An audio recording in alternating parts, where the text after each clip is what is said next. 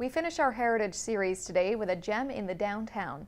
Prince George is dotted with little pieces of history. You just have to know what you're looking for. Like the old post office, for instance. It sits unassuming on 3rd Avenue like it has for decades. But now the old building has a whole new purpose.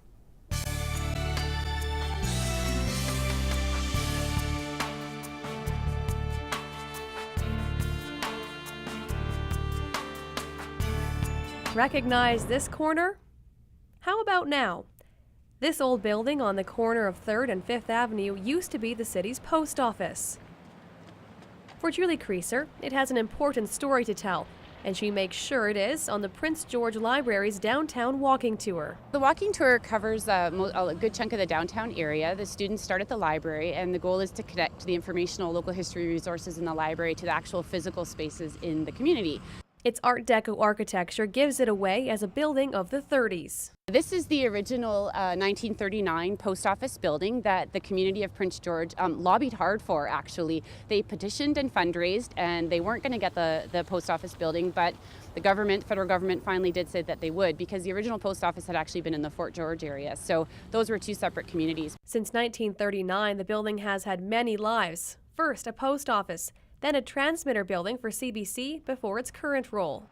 Well, now owned by the Intersect Family Services Society, and again, a good example of architecture, Art Deco style. It's well preserved in its present location on 3rd Avenue.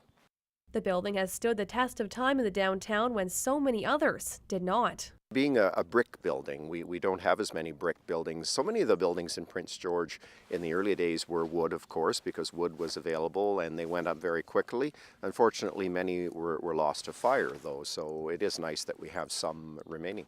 The inside looks much different than it did decades ago, but its old radiators give away its age, as do the light standards outside and, of course, its plaque. One of the things that makes it one of the most interesting buildings on the tour, even though lots of the stories are really, really interesting, is that, again, it's one of those original buildings. It stands as it stood. It's one of the 4 protected heritage sites in the city of Prince George. So there aren't many buildings that are protected under our heritage bylaw, but this happens to be one of them. And so that means that over time, you're not going to see many alterations to this building. Down the road, people are still going to be able to enjoy this particular structure as it stands. This old building proves the more things change, the more they stay the same. Kelly Linehan, CKPG News.